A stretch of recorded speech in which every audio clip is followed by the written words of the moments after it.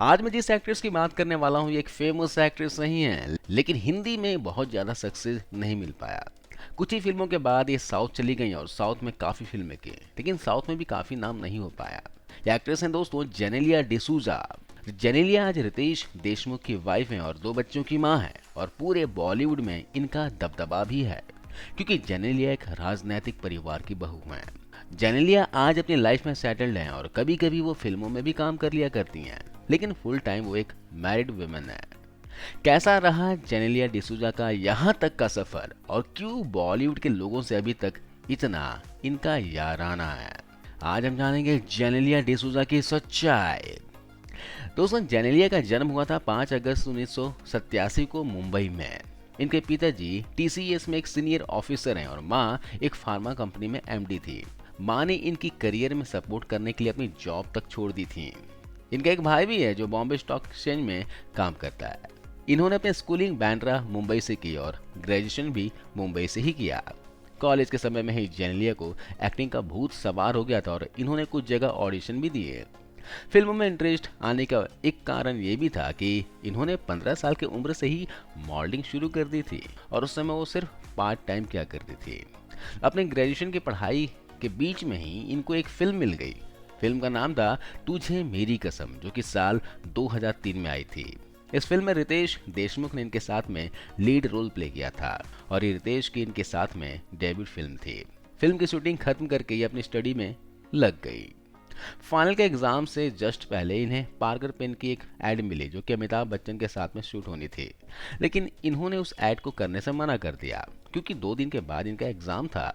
लेकिन डायरेक्टर ने शूटिंग का टाइम इनके अकॉर्डिंग रखा और इन्होंने पार्कर पेन का एड शूट किया, और ये एड उस समय काफी ज्यादा पॉपुलर भी हुआ था। फाइनल एग्जाम के दौरान इनकी पहली फिल्म तुझे मेरी कसम भी रिलीज हो गई, लेकिन ये फिल्म बुरी तरह से फ्लॉप हुई। इस फिल्म के बाद इन्होंने 1-2 टीवी एड्स भी किए, लेकिन हिंदी फिल्म का ऑफर इनको नहीं आया, तो इन्होंने तमिल और तेलुगु में भी जाकर डेब्यू कर लिया। उसी दौरान इन्हें इनकी दूसरी हिंदी फिल्म मस्ती मिली। इस फिल्म में कई एक्टर्स थे, लेकिन रितेश देशमुख भी लीड रोल में थे। मस्ती एक मल्टी स्टारर फिल्म थी और सक्सेस भी हुई थी, लेकिन इस फिल्म के बाद में जेनेलिया को बॉलीवुड से किसी और फिल्म का ऑफर नहीं आया, और इसका वजह यह था कि इनका अफेयर रितेश देशमुख के साथ में चलना शुरू हो गया था, और कोई भी फिल्म मेकर इनसे काम करने को नहीं कह सकता था। दरअसल पहले फिल्म तुझे मेरी कसम के सेट पर जब रितेश और जेनेलिया मिले, तो उस समय जेनेलिया सिर्फ 16 साल की थी और रितेश की उम्र थी उस समय 25 साल। वहां इन दोनों की दोस्ती हुई और फिल्म मस्ती के सेट पर आते आते दोनों ने एक दूसरे के साथ रहने का वादा कर लिया। ये दोनों शुरू से ही अपने अफेयर के लिए ज्यादा फेमस होते चले गए, लेकिन उस समय ना तो रितेश बहुत बड़े एक्टर थे और ना ही जेनेलिया बहुत ज्यादा फेमस थे। इनकी चर्चा भी उस समय बहुत ज्यादा नहीं होती थी। फिल्म मस्ती के बाद जेनेलिया ने साउथ की फिल्मों में काम करना शुरू कर दिया।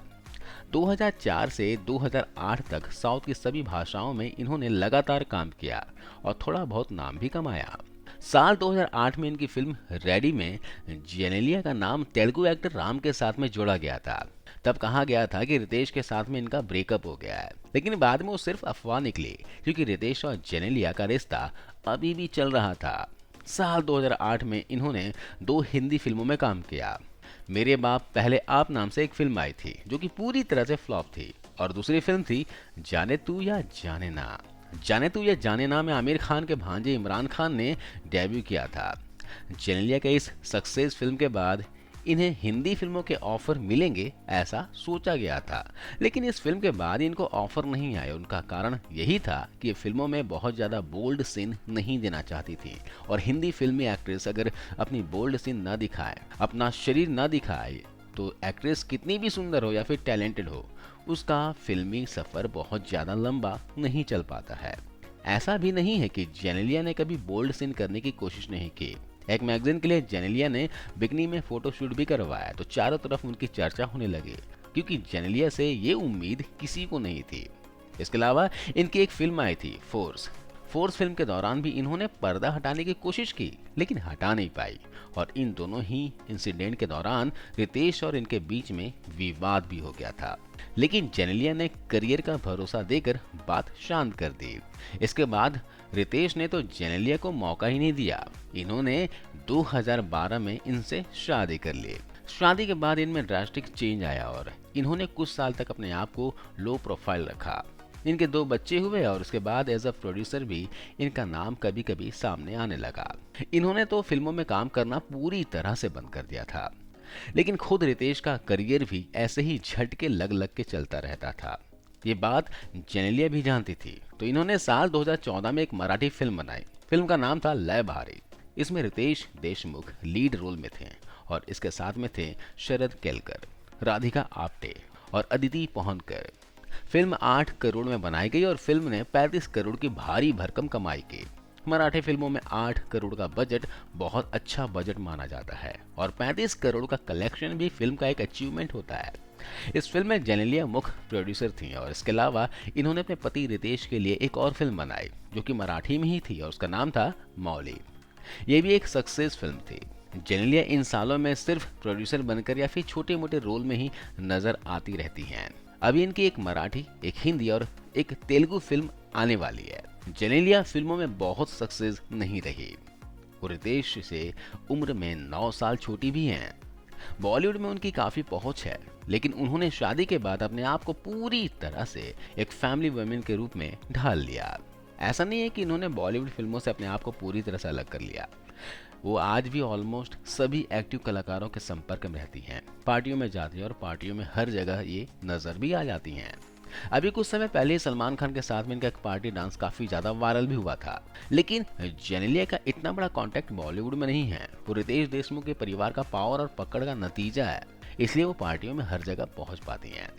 रितेश देशमुख के पिता लेट विलास राव देशमुख 2 बार कांग्रेस पार्टी से महाराष्ट्र के सीएम थे। इसके अलावा वो कैबिनेट मंत्री भी रहे थे। यही नहीं, रितेश के जो बड़े भाई हैं अमित देशमुख, ये भी महाराष्ट्र सरकार में 2019 से 2022 तक कैबिनेट मंत्री रह चुके हैं। 2009 से अभी तक लगातार एमएलए हैं। रितेश के एक दूसरे भाई भी हैं, धीरज। धीरज भी एक एमएलए हैं और राजनीति में एक्टिव भी हैं। यानी रितेश देशमुख का पूरा परिवार महाराष्ट्र में एक बड़ी पहुंच और पावर रखता है। तो इससे जेनेलिया की बॉलीवुड में अभी भी पकड़ बनी हुई है।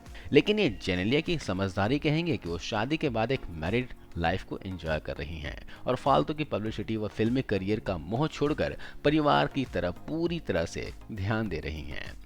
जेनेलिया और रितेश के बीच में अभी भी एक अच्छी बॉन्डिंग देखने को मिलती है और यही वजह है कि ये 10 साल के बाद भी मैरिड लाइफ में खुश हैं और भगवान करे हमेशा ऐसे ही खुश रहे। तो आज इस वीडियो में बस इतना ही। जय हिंद।